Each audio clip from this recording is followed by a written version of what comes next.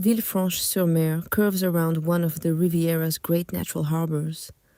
Traditional boats line the quay, while inflatable tenders bring visitors ashore from larger yachts anchored in the bay.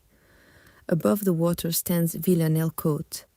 Its old gates once gave a clearer view into the garden. Today, the property is much more private.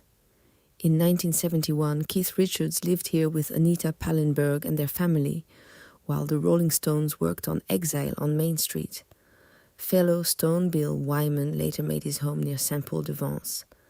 Keith travelled along the coast in a fast wooden launch.